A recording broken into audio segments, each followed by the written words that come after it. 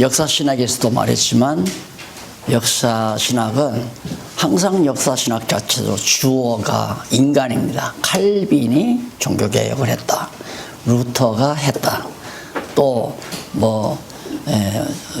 교황 메세가 이런 식으로 해서 전부 역사 실제 주역이 인간으로 전부 만들어 놨거든요. 주어를. 그러니까 그건 기독교 역사관이 아니죠. 역사 신학을 하려면 주어를 어디까지나 하나님으로 하고 하나님께서 역사를 주관하시니까 하나님께서 칼빈을 통해 이러든가 또 루터를 통해 안 그러면 쭝글리를 통해 이렇게 해서 역사 기록을 해야 이제 기독교 역사 신학이 되는 거고, 그리고 그 역사적인 사건, 팩트죠. 그 사건의 의미가 뭔가, 종교개혁사가 나오면 종교개혁을 했다 했을 때 종교개혁을 시킨 하나님의 의도가 뭔가, 그 의미죠. 역사의 의미. 그걸 설명하는 것이 이제 하나님을 알게 하는 하나의 중요한 역사신학이 되는 거죠. 그래서 아까 처음 말씀드렸지만 우리 성경신학을 정리하고 나면 모든 만사 만물,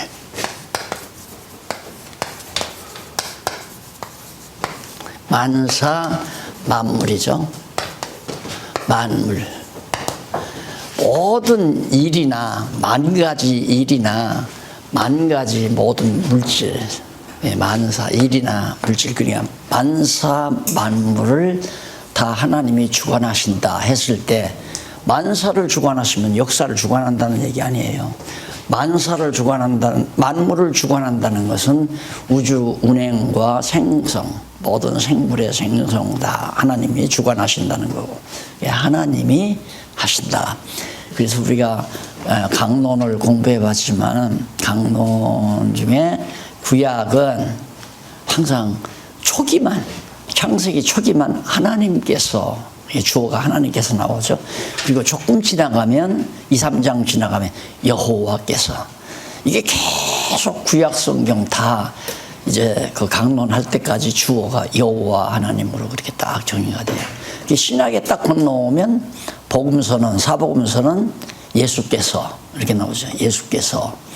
그리고 그 다음 사도행전 이후부터는 성령께서, 주어가 성령께서. 성령도 예수님도 여호와 하나님도 다 하나님 아니에요. 한 분 하나님. 그러니까 말씀이 육신이 되어 오신 여호와께서, 그러니까 예수가 누구냐면 여호와께서 육신을 입고 오신 분이 예수고, 또한 성령은 누구냐? 예수님께서 부활 승천하셔서 가서 보내신 아버지 하나님과 예수 그리스도의 영이신 성령, 그리스도의 영인 성령을 보내셔서, 그러니까 성령께서 해도 되지만은 조금 세분하면 하나님께서 보내신 성령을 통해 그렇게 말을 해도 하자는 없지만은 성령을 주어로 해도 상관이 없어요. 왜? 성령도 하나님이시니까. 그래서 성령께서 하고 사도행전 이후에 주어가 그렇게 나옵니다. 바로 이것을 발견하기가 그렇게 쉽지 않더라고요. 나는 책을 그렇게 딱 써놨지만은 독자들은 그걸 쉽게 못 찾더라니까요. 주어가 오직 하나더라. 구약의 모든 강론의 내용의 주어가 여호와 하나님 한 분이시고, 그리고 신약에 와서 마태 복음서는, 사복음서는 예수께서, 그리고 사도행전에서부터 요한계시록까지는 성령께서, 이 주어가 하나인 것을 한참 지나서야 발견을 하더라고요. 그래서 요 역사신학 이것도 지금에 나온 교회사 나오잖아요. 교리사도 나오고 이런 것들을 주어를 여호와 하나님으로 바꿔놓고, 그 다음은 그 사건 팩트를 의미, 그 사건의 의미가 뭔가, 왜 정말 그 로만 캐토릭주의자들이 개혁을 단행하는 모든 인물들을 무덤을 캐가지고 뼈를 갖다가 다 막 불쳐지르고 불로 태우는 그런 사건이 이제 교회사에서 나오잖아요.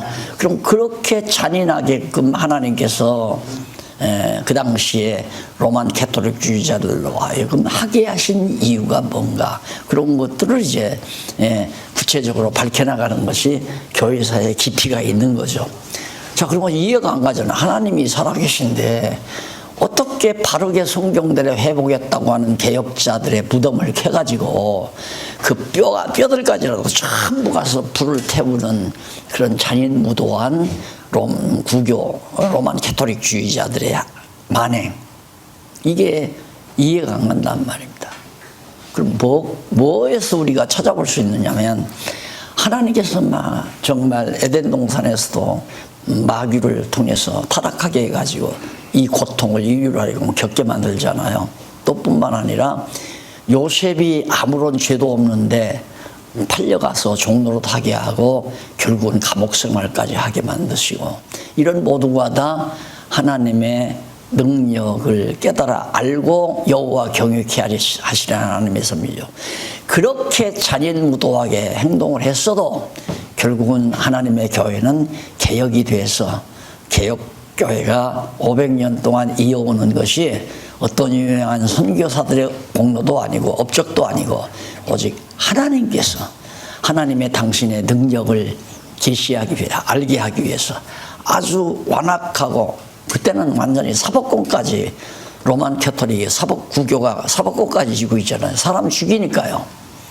만약에 자기네들이 말하는 대로 안전하면 붙잡아다가 죽여버리는, 화형하고요, 불러 태워버리고, 그렇게 무서운 통치 아래서도 결국은 하나님께서 참 교회를 세워가시는 능력이 하나님에게 있다는 것을 깨닫게 하는 거다. 역사를 그런 시각에서 봐나가는 거죠.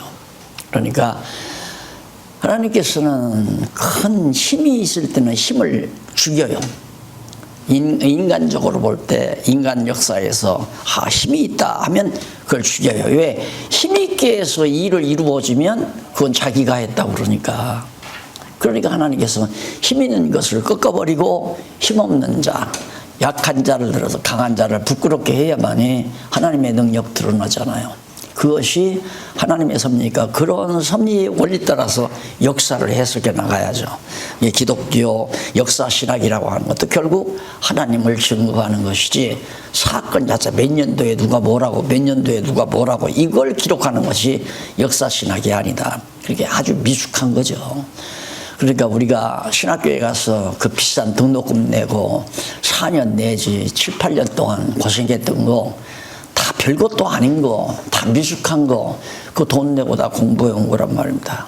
그런데 오늘 우리는 4년 동안 매일 나온 것도 아니고 일주일에 한 번씩 나와서 완전히 대박 난 거 아닙니까? 이 대박이라고 생각하시면 참 좋겠는데, 이거 끝나고 나면 대박 터졌다고 생각을 안 하시면 나도 좀 맥이 풀리죠. 쭉 들어서 4년 동안 대박 소개해 주셨는데 진짜 대박 아닙니까? 그럼 실천신학도 마찬가지입니다. 실천신학도 이렇게 해라, 이렇게 해라. 실천신학에서 내가 기억나는 건 강단을 높여라, 이건 기억나고, 그리고 절대 성경 본문을 길게 잡지 말아라. 아주 짧게, 그렇게 해서 쇼킹하게, 길게, 설교도 길게 하지 말고 아주 기억에 남도록 탁 그렇게 메시지를 던져라, 그런 얘기. 그 다음 또 하나는 뭐냐면, 가족이 죽으면 목사가 직접 염을 해라. 탁 벗어붙이고 염을 해라. 이것이 다 교회를 부흥시키는 하나의 방법. 그런 것이 목회학이에요, 쉽게 말하면. 그래서 나도 순진해가지고 교회 개척하자마자 제가 염을 했잖아요. 생전해보지도 않은 염을. 야, 그 권사님 한 분이, 이렇게 사시는 권사님 한 분이 딸 밑에서 사시는데, 그 손자들이 몇 있어요. 근데 다 교회를 나와요. 그 권사님이 매일 새벽마다 나와서 기도하시다가 이제 연세가 드셔서 자리에 누우셨는데, 그냥 욕창이 생긴 거예요. 등에 막 욕창이 생겨가지고 운명을 하셨는데, 가니까 방바닥에 흘러요. 그런데 내가 벗어붙이고 손으로 직접 다 시신을 그렇게 해서 정리를 해서 했잖아요. 그러니까 거기는 다 가족이 믿으니까 좋았어요. 그런데 그 다음에 또 가족들이 별로 아들들도 안 믿고 안 믿는데 부모가 돌아가셨어요. 한번 했죠. 딱. 그러니까 그 다음 주일부터 온 가족이 쫙 나오는데 정말 목회하기로 진짜인가 보다.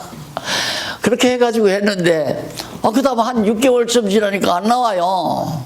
왜 안 나온다느냐고 구역장한테 물으니까 이제 뭐 나갈 만큼 나가잖아요.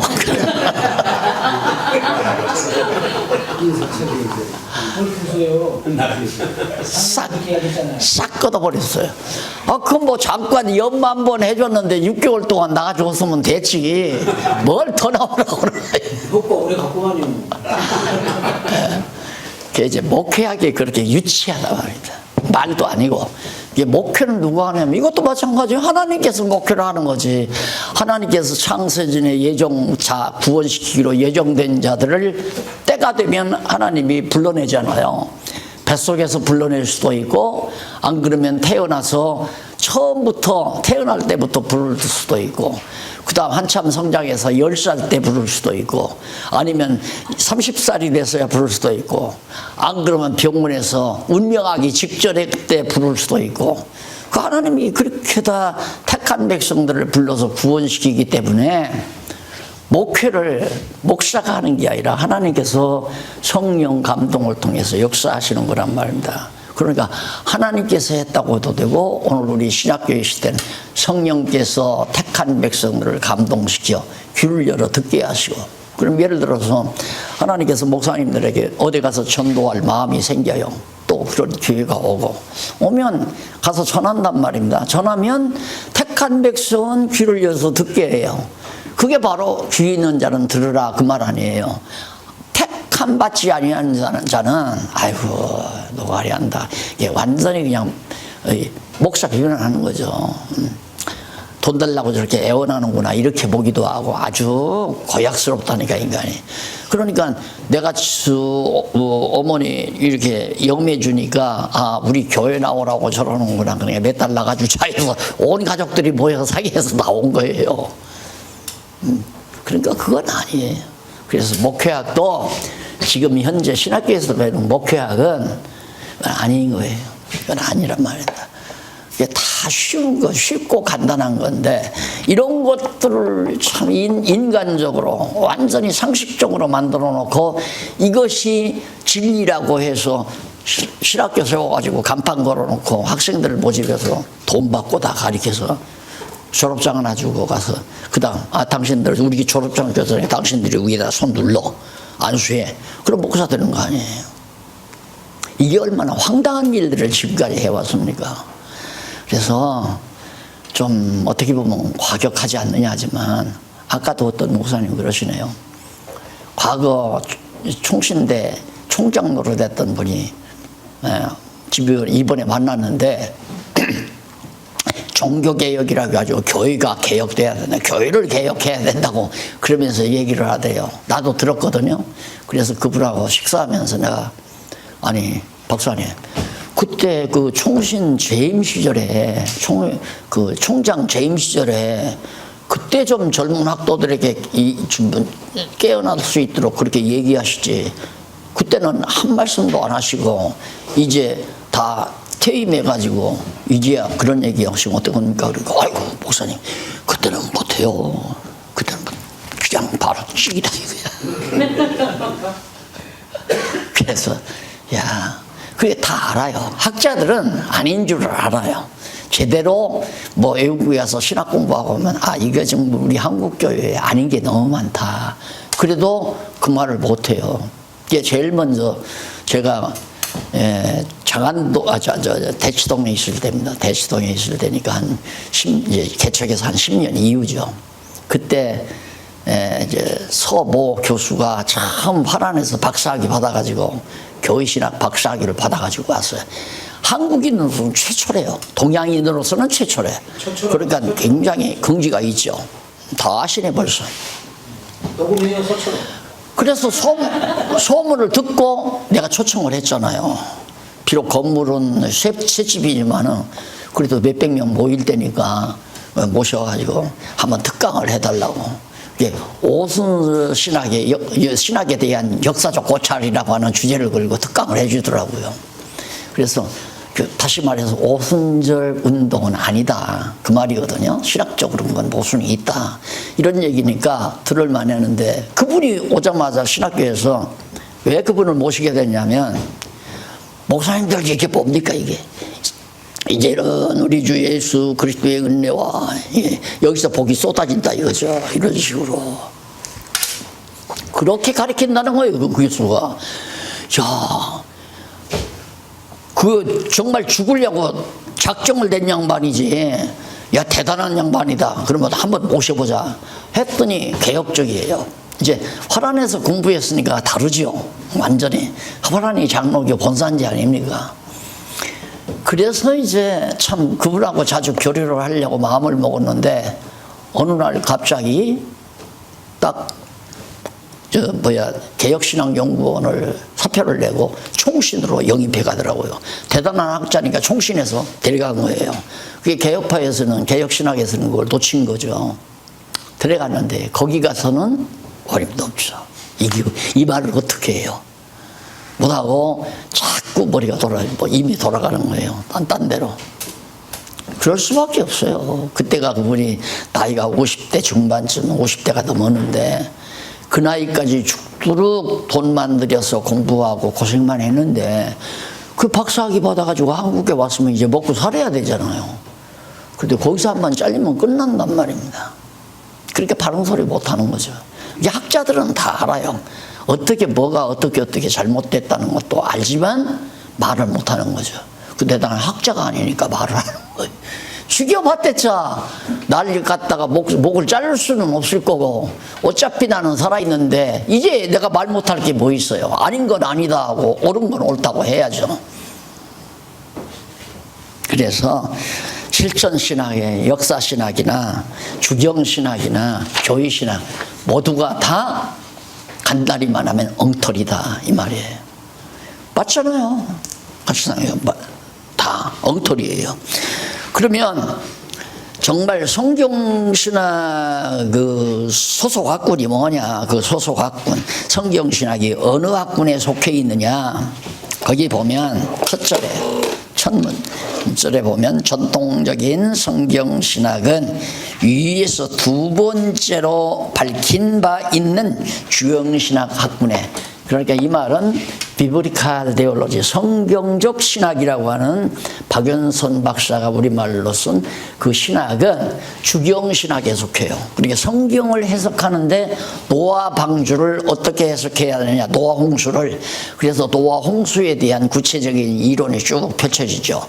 그러면 성경을 해석할 때 노아 홍수 사건이 나오면 그 홍수 사건은 이렇게 신학적으로 해석하면 된다. 이제 이런 걸 아주 그 성경 가운데서 주요한 그런 매듭처럼 되어진 중요한 개념들을 들어서 이제 논증해 놓은 그런 것이 성경신학, 비브리칼 데올로지니까 당연히 주경신학에 속하잖아요. 자, 그러면 일반 전통적인 것은, 그러나는 그 두 번째 제목 아래로 다섯 번째 뒷부분에 보면 나오잖아요. 그러나 필자가 지창하는, 그러니까 제가 지창하는 비브리칼 데올로지가 아니고 거기 더 바이블 데올로지 나오잖아요. 더 바이블 데올로지는 주경신학을 보조하는 신학이 아니라, 그러니까 앞에서 말한 비브리칼 데올로지는 주경신학의 보조자료지만은 제가 지칭하는 더 바이블 데올로지는 보조자료가 아니라 주경신학 자체가 성경신학을 위한 하나님의 보조신학, 하나의 보조신학인 것이다. 왜 그러냐면 아까 말씀드렸잖아요. 문법, 역사, 그 다음에 신학. 그러니까 우리 이제 마지막 이 의미 분석이라는 게 여기 나오거든요. 의미 분석의 신학적 해석이라야. 그러니까 거듭 얘기 말씀드리지만은 요셉이 요셉이 꿈을 해석해서 야곱 가족을 다 구원했다. 이 말은 틀린 얘기예요. 그 말은 기존 신학의 주경 신학에서는 맞는 얘기지만 주경 신학에서는 그 말이 요셉이 하나님을 잘 경외함으로 지혜를 주어서 바로의 꿈을 해석함으로 가족들을 다 구원할 수 있는 길을 열었다. 그 말 틀린 데가 하나도 없죠. 주경 신학에서는. 그러나 성경 신학계 입장에서는 본질적으로 틀려버린 거예요. 왜? 주어가 바뀌니까. 주어가 되면 하나님께서 당신의 언약을 이루시기 위하여, 다시 말해서 야곱 자손들이 생육하고 번성하기 위해서 망하지 않게 하려고 흉년에 애굽에 가서 그 자손들을 보호하기 위해 미리 하나님께서 요셉을 애굽으로 보냈다. 이래야 맞는 얘기 아니에요. 그러니까 지금까지 이제 목사님들이 설교하면서 사신 거는 바로 여기서 한 거라면 전부 다 사람에게 걸리잖아요. 요셉이 이런 것처럼 우리도 그래야 됩니다. 바울이 이런 것처럼 우리도 이렇게 사셔야 됩니다. 또 무슨 베드로가 이런 것처럼 이렇게 살아야 됩니다. 이렇게 인물 설교 나오죠. 인물 설교예요. 사람 인물 돼가지고 그게 전부 사람이 한 거니까 우리도 그렇게 할 수 있다 이 말이거든요. 그게 전부 다 인간 자유의지를 전제로 한 얘기니까 하나님의 주권에 관한 전혀 먼 거죠. 거기에다가 우리는 주어를 가득 잡아다 넣고, 여기 이거 하려면 주어를 교체하고 그 다음 의미를 부여하면 돼요. 의미 부여. 왜 요셉이 애굽에 팔리게 하셨나 하나님께서. 그럼 하나님께서 당신이 여호와임을 계시하기 위하여 그 안에 그 말을 하려면 이제 한참 설명을 해야죠. 언약대로 이루시려니까 이미 아브라함에게 언약하시고 그 언약을 이루기 위하여 이방에 가서 종로로 달게 하려고 요셉을 먼저 애굽으로 보냈고, 그리고 야곱 자손이 다 애굽으로 들어오게 만들고, 그렇게 해서 400년 종살이한 거 아니. 너무 분명하잖아요. 이렇게 여러분들이 성도들에게 자꾸 말하다 보면 성도들이 신기하다 정말. 신기란 말은 뭐냐면 이 신기, 이 하나님의 기운을 느낀다. 신기하다. 이것도 되고 또 신기하다. 기적적이다 이 말이에요. 신기하다. 예, 신기술. 아주 정말 신적인 기적인 것 같다 모두가. 정말 요셉이 애굽으로 팔려가, 진짜 하나님 살아계시네. 그럼 요셉이 애굽으로 팔려간 사실 하나만 가지고도 여호와 하나님 살아계신 거 확증이 되잖아요. 그래야 믿음이 생기죠. 사람들이 자꾸 믿음이 자라나지 않는 것은 믿음의 대상인 여호와 하나님께 대한 신임이 안 되는 거야. 우선 살아있는지 없는지를 모르는 거야. 오래 가면 오래 갈수록 더 그러는 거죠. 새벽마다 나와서 하나님 아버지요, 우리 남편이 하는 사업이 자꾸 기울어져 가니까 주여 불쌍히 보셔서 정말 내년에는 좀 일어나게 해주시옵소서. 그 제목 가지고 계속 2년 3년 기도를 했는데 여전히 더 찐바닥 사업이 자꾸 줄어들어요. 그러면 의심이 생길 수가 있죠. 이거 하나님 살아계신가. 그러니까 방향을 잘못 정해놓고 기도한다는 것부터가 믿음을 자꾸 약화시키는 결과를 가져오는 거예요. 기도 자체의 방향이 제대로 되면 약해지는 거 아니죠. 하나님의 선하신 뜻을 이루기 위해서는 요셉이 애매히 고난도 당하고 팔려가기도 하고 종로로 가기도 하고 감옥 생활도 하고 그러는 거구나.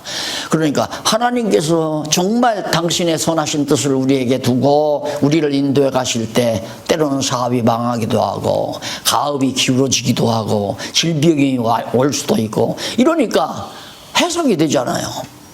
하나님 살아계신 건 성경을 통해서 확실히 되고, 그럼 나에게 왜 지금 이 질병이 왔나, 우리 가정에 왜 우환이 왔나, 그거 내가 설명 안 해도 다 알아요. 그러니까 목회하면서 신방 와달라 소리를 안 들어보고 목회를 했다니까요. 하나님 말씀만 가리키니까 자기들이 다 해석을 해요. 그냥 나 안 가도. 그래서 믿음이 흔들리지 않고 견고하게 자라나게 된다. 그래, 바로 이 부분 다시 한번 꼭 주어를 바꾸고 지금 있는 모든 내용 중에 이 역사적 해석 가운데다가 주어를 하나님으로 바꾸고 하나님의 의도를 설명을 해줘라. 왜 그렇게 했는지 하나님께서. 그렇게만 하면 그건 성경 강론이 돼요. 그러니까 설교를 성경 강론으로 바꾸는 주어 바꾸고 의미 부여만 하면 여기서는 의미 부여가 안 되잖아요. 여기서 의미 부여가 안 되니까 여러분 요셉이 형들이 팔아먹었습니다. 그러면 이 장면을 읽고 여러분 그렇게 형제를 미워하고 살면 안 됩니다. 형제끼리 위에 있게 살아야지. 이런 얘기밖에 안 되는 거죠. 그렇게 되면 이제 도덕적 설교가 나가는 거고 윤리 설교가 나가는 거고 쉽잖아요. 이제 들어보니까 강론과 설교가 가장 중요한 것이 다 빠졌잖아요. 주어가 얼마나 중요해요. 문장을 바르게 보려면 주어를 정확하게 해야죠. 이걸 정말 틀렸다고 할 성도가 누가 있어요. 아무리 초보자라도 이건 틀렸다고 안 해요. 의문요연 맞구나. 그래서 그랬구나. 이런 탐복이 성도. 그래서 이렇게 성경을 강의하다 보면요 이래요. 이러고 있어요, 성도는. 맞다, 맞다. 그러니까 그럴 때마다 고개 끄덕끄덕 할 때마다 속 사람의 믿음이 쏙쏙쏙쏙 자라나잖아요.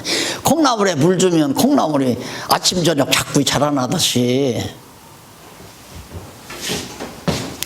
우리 회장님 끄덕끄덕하네. 박 목사님은 끄덕끄덕 안 하는 것 같아.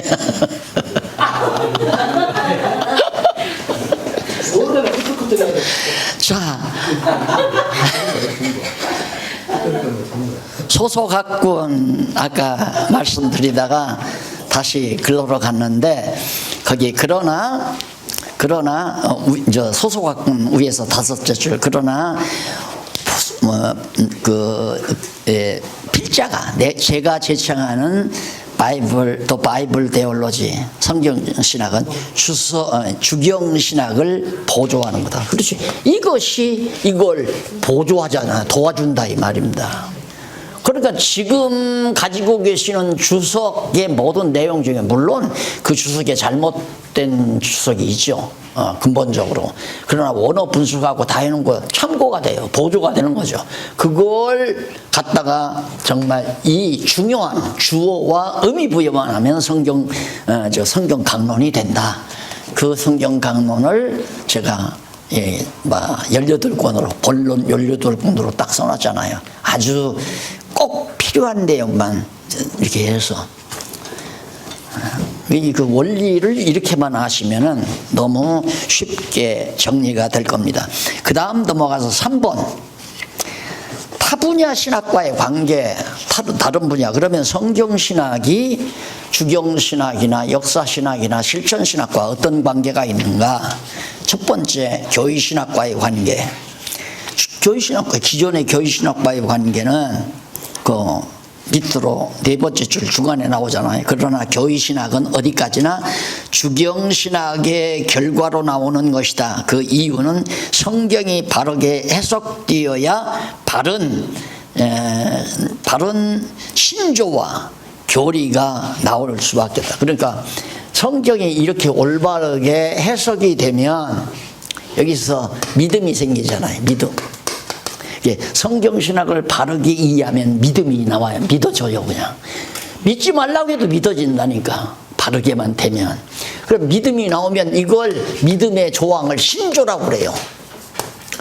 이 해석이 되면 믿어지니까 믿어지는 조항을 신조라고 그러고 그 신조를 구체화하는 걸 교리라고 그러고 교리를 좀 더 한문화하는 것을 교의신학이라고 그러잖아요. 교의신학. 그러니까 교의신학은 예를 들어서 제가 기독교 가치론, 기독교 행복론, 아니면 성경적 기독교 이런 모든 것들이 교의신학적 방법이죠. 어떤 하나의 주제를 딱 놓고 그걸 서론, 본론, 결론 딱 내서 논리적으로 정리하는 게 이제 교의죠. 성경신학은 성경 자체가 가지고 있는 논리에 따라서 하나님을 증거하는 것이 성경신학이라고 한다면 교회 신학은 이제 그런 방법으로 만들 수 있는 거예요. 그러니까 이렇게 되는 거죠. 이제 성경 신학이 완료가 됐으니까 아까 서문에서 말한 대로 신학이 다시 성경 신학이 확립돼야 된다. 교회가 바르게 되려면. 그리고 두 번째는 이제 그것만 확립되는 게 아니라 신학 교육이 개혁돼야 된다 이거예요. 지금 같은 신학 교육은 이렇게 엉터리 같은 기존의 신학적 과목 가지고 학생들 가르쳐 놔봤댔자 잘못하면 다 직업군이 되고 말아요. 그냥 자기도 안 믿어지는 소리 그냥 착 갖다가 이것저것 섞어서, 그러니까 이 집 저 집 가서 밥 얻어다가 같이 그냥 솥에다가 비빔밥 만들어 가지고 막 퍼먹이는 거죠. 예. 영양 이거 조절도 안 하고. 그러니 우리가 음식 같은 음식도 못 먹고 막 여기서 주워들은 소리 저기서 주워들은 잡지 같은 얘기책들을 잔뜩 주워 모아가지고 그걸 막 비벼가지고 먹여놓으니까 영혼들이 제대로 영양가 있게 클 수가 없잖아요. 하나님을 알려주는 것이 최고의 영양가인데 진짜 영양가는 빼버리고 전부 세상적인 상식만 자꾸 상식적인 것만 늘어난단 말입니다. 그래서 이제 과제가 신학교육의 개혁이거든요. 그 신학교육의 개혁인데 지금 교육이 이루어져 가고 있잖아요. 하나님께서 그렇게 섭리해 가신다. 나는 그래서 하나님께서 그런 소원을 주시더니만 그렇게 역사하는구나. 조금 전에도 누가 그래요. 이거 금년에 마치면, 이번 학기로 마치면 다음 해부터 목사님이 시간 내실 수 있습니까? 그래서 10번도 내지 하고 그랬어요. 그랬더니 선교사들을 이제 좀 이렇게 맞이해서 하는 그런 사업을 하고 있는데 선교사들에게 이걸 좀 전하고 싶다 그런 얘기가 들더라고요. 그게 다 하나님께서 다 마련해 놓고 준비해 놓는 거 아니에요. 그러니까 신학교육 개혁이라는 것도 내가 하는 게 아니라 하나님께서 하시는 거거든요. 그래서 이게 이루어지면 이제 교회에 큰 변화가 오는 거죠. 그래서 각 교회마다 그냥 신학교라고 생각을 해라. 기도원도 그냥 신학교로 해라. 얼마나 좋아요, 기도원 같은데. 예? 예를 들어 기도원 같은데 이제 교회도 다양한 그룹이 있잖아요. 장로님들 그룹이 있고 권사님들 그룹이 있고 믿음의 수준차가 있으니까 이번 가을철에 우리 3박 5일 동안 어느 기도원으로 가서 우리 집중교육, 성경신학 집중교육 합시다. 그렇게 해가지고 목사님 대동에 가가지고 장로님들 10분이든 5분이든 모시고 가서 집중교육 시키는 거죠. 그 장로님들 수준에 맞게. 권사님들 모시고 권사님들에게 그렇게 전하고, 집사님들 모시고 가서 집사님들의 수준에 맞게, 청년들 데리고 가서 청년들 수준에 맞게, 그렇게 해서 교회를 자꾸 점점 말씀 중심의 교회로 터전을 잡으면 그냥 그 교회에서 바로 또 지도자가 나오고 신학자가 나오고 바로 나오잖아요. 지금 여러분 보셨지만은 총체적인 신학적 모든 학문을 성접해서 지금 정리하고 있잖아요. 그러니까 그걸 확인하는데 풋노트를 달았으니까 성경 확인하면 되고, 그리고 성경 확인하지 아니한 일반적인 교회신학 이런 거 다 참고해서 슬슬 보면 이건 철학적 이론이구나 하는 것이 이제 확인이 되지니까 시시껄렁해지는 거죠. 제가 도서관을 만들려고 지금 책을 아마 상당히 조그만 공간 속에 꽉 차게 거의 차 있게 책을 수집을 했는데 아마 봐도 그거 후퇴 만들 거 없을 것 같아요. 만들 거 없을 것 같아서 지금 장로님들하고 상의해서 그냥 쓸만하지 못한 건 다 버려버리고 사전류 그리고 주석류는 참고할 수 있으니까 그런 거 남겨놓고 그냥 다 버릴까 이런 생각을 하고 있어요. 왜? 지저분한 것들인 거야. 그게 주석이나 사전도 그래요. 완전치를 못해요, 사전도.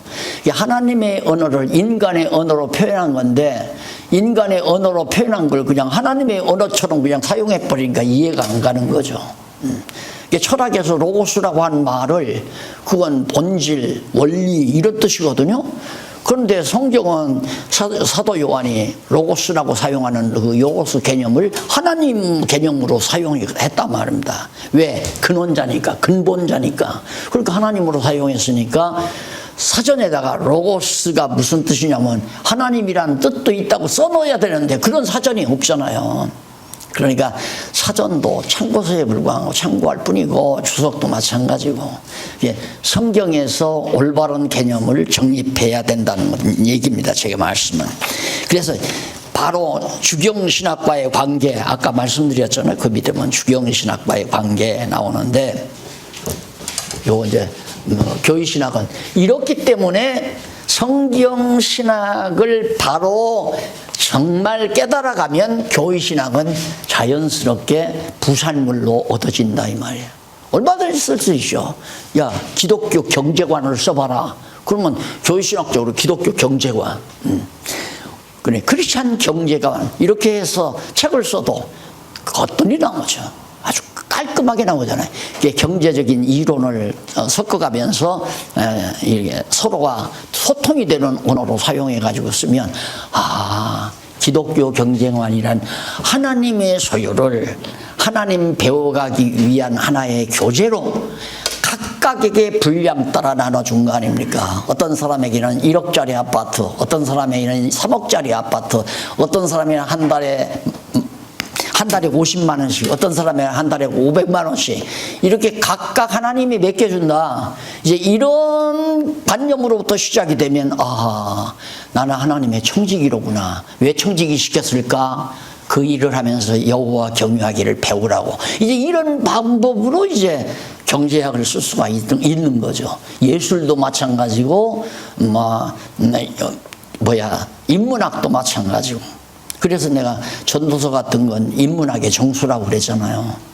이게 다 교의신학 분야란 말입니다.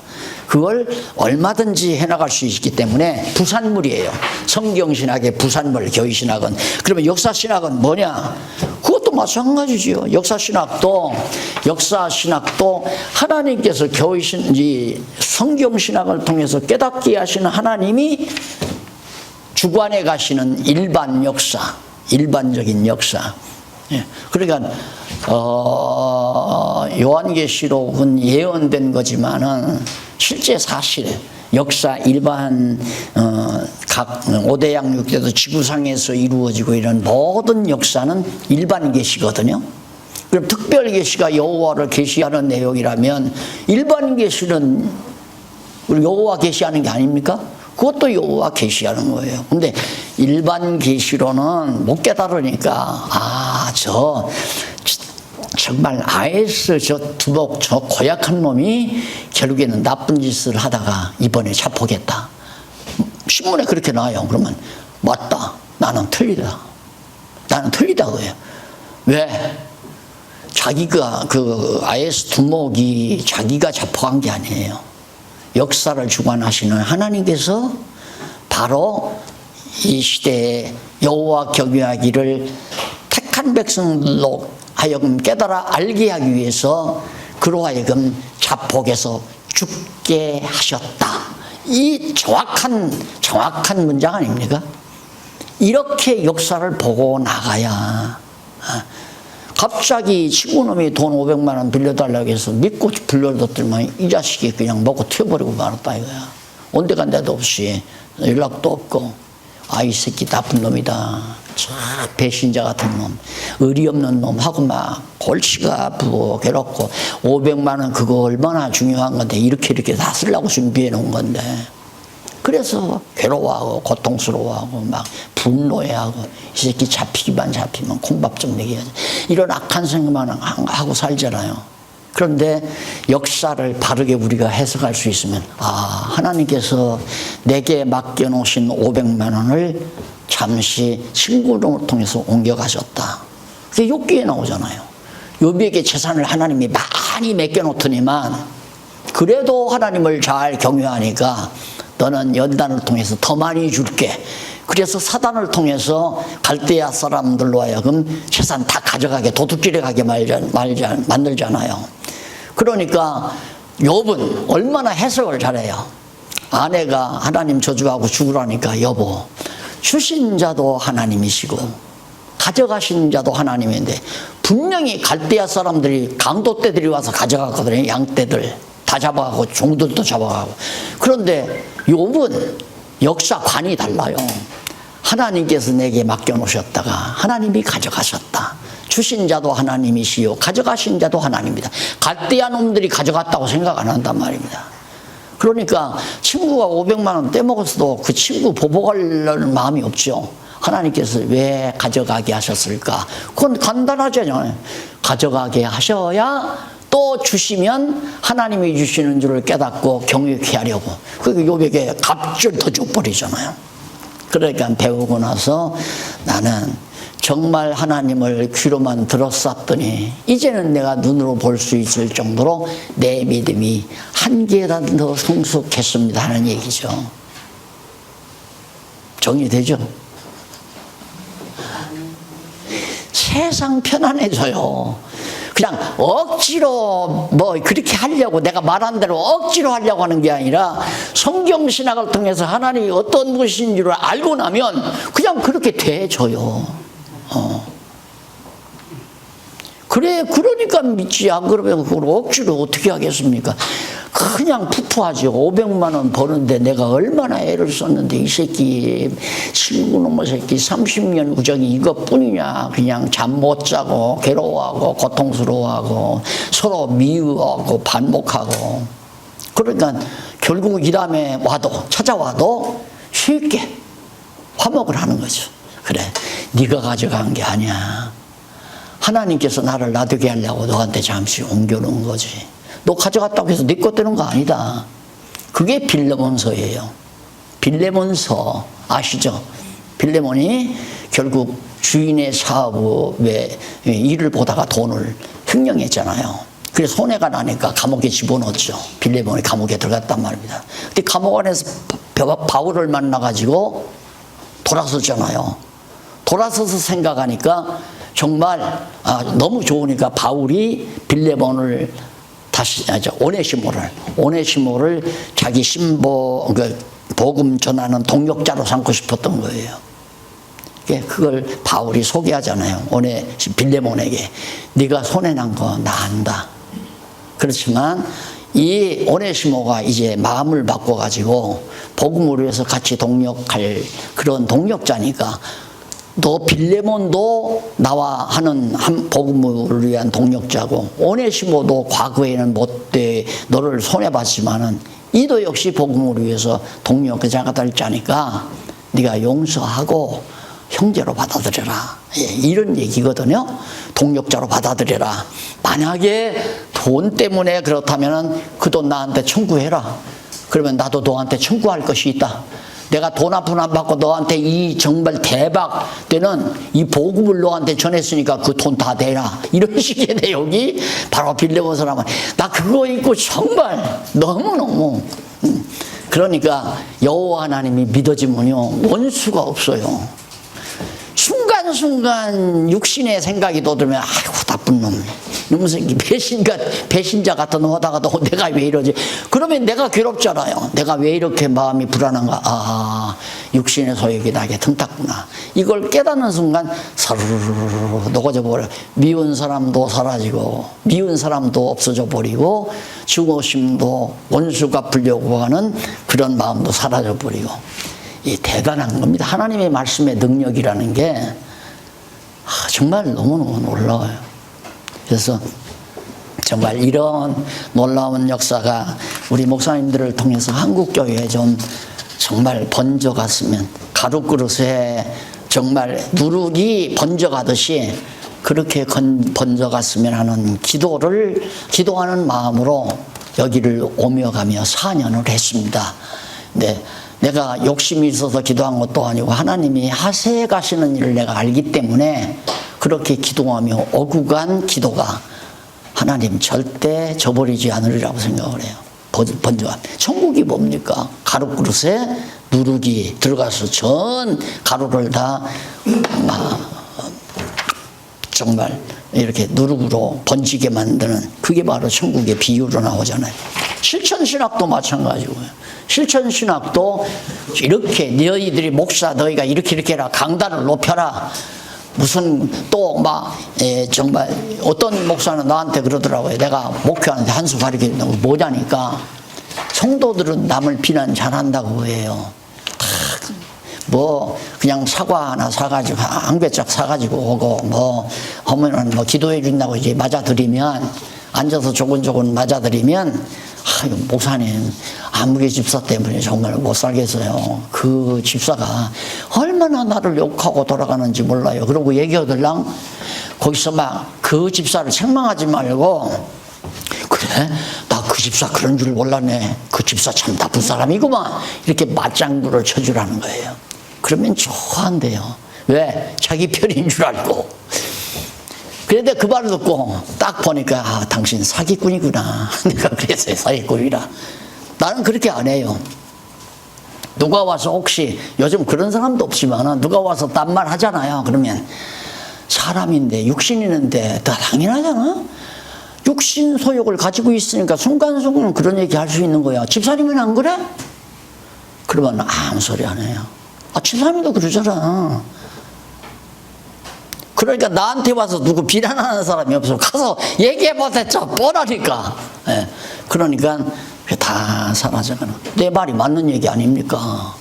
타락한 인간, 죄 중에서 잉태해서 죄 중에서 나서 죄 중에서 사는데 남 비난하고 욕하고 험담하고 사는 게 정상적이죠. 그 상태로는 성령이 역사하지 않고야 남을 칭찬하고 위로하고 남과 화평하고 어떻게 합니까? 계속 미워해야죠. 그러니까 내 마음 가운데 성령이 역사하는지 안 하는지, 성령의 교통하심을 내가 받는지 안 받는지는 뭘로 하냐? 내 마음이 편안하면 성령이 나를 주관하고 교통하고 계시다. 그러나 조금이라도 깨림하면 내가 이래서는 안 되는데 이거 뭐 아직도 미운 사람이 있는데 저건 그냥 교회 안 나왔으면 딱 좋겠는데 이런 생각이 있으면 마귀가 틈타는구나 그렇게 생각하면 돼요. 안 그래요? 네. 그래서 이게 참 하나님 말씀을 깨닫고 살다 보니까 내가 양심에 가책 없이 살아야 되겠다 해서 양심 가책 없는 게 아니에요. 그냥 빤히 들여다보니까 내 마음이 다 보이거든요. 너 지금 누구 시기하지? 너 누구 질투하지? 말하다가 보면 권사님을 갖다 그 여자 이렇게 나온다고요. 그 권사님 이렇게 나오는 게 아니라 그 여자 내가 집사람하고 얘기하다가 그럼 아니야 그 권사님 나도 육신을 가졌으니까 날 욕하고 험담했다는 권사에 대해서 얘기하다 보면 그 권사님 이렇게 나오는 게 아니라 그 여자 할 수 없어요 인간은. 그러니까 그걸 내가 나를 볼 수 있게끔 하나님께서 그걸 명철이라고 그러죠. 명철 밝히 볼 수 있는 철 하나의 지혜라 이거죠. 쉽게 말하면 모든 이치를 밝히 볼 수 있는. 그러니까 내게서 불안한 생각이라든가 남을 조금이라도 멀리하는 생각이라든가 누구와 이렇게 패거리를 치려고 하는 그런 생각이다. 이런 모두가 다 육체에 속한 거 아니에요. 그게 하나님의 말씀의 능력으로서 왜? 내가 괴로우니까 괴로울 때 하나님께서 생각나게 해서 없어지게 만드는 거란 말입니다. 그렇기 때문에 실천신학도 역시 다 엉터리 같은 신학 이론을 갖다가 책으로 써서 가르친다고는 건 잘못된 거다 이거예요. 그럼 결국은 성경신학을 배우면 실천신학은 절로 왜?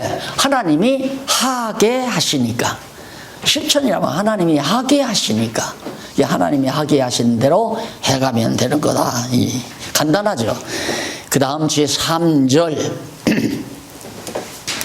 제3절에 보면 성경신학의 필요성이 나와요. 왜 성경신학이 필요한가? 그 필요성은 우리 벌써 1시간 딱 됐잖아요. 맞죠? 네. 오늘 1시간만 하자면서요. 그래서 아이고 참 고맙다. 1시간만 하지 참 고맙다 생각을 해놓고도 너 지금 속으로 하기 싫으냐? 그때 갑자기 고맙다는 마음이 안 나오더라고요. 너 지금 하기 싫구나 피곤하다고 그렇게까지 이제 아주 그냥 그러니까 맑은 물에 밑바닥이 다 보이는 것처럼 내 마음이 보이는 거죠.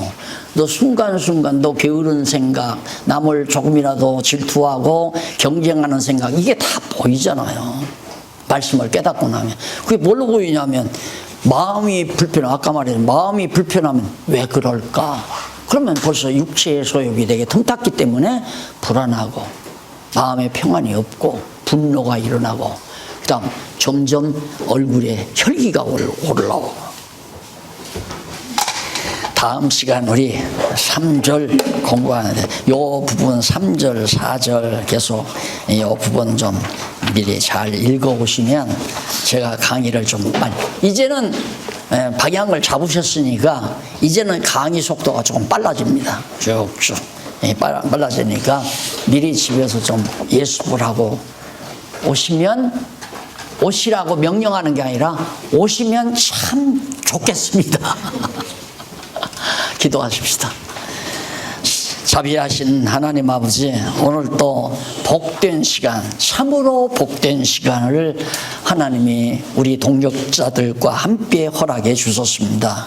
하나님 아버지요, 지혜의 영이 우리와 함께 하지 아니하시면 이 모든 말들이 다 헛수고가 될 뿐만 아니라 공중의 메아리로 사라질 수밖에 없습니다.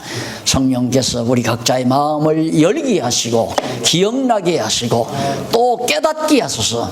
믿는 것과 아는 것이 하나 되어 우리 모두가 다 아름다운 주님의 나라를 위해서 한 마음 한 뜻으로 섬겨나가는 슬기로운 종들 되게 해 주시옵소서.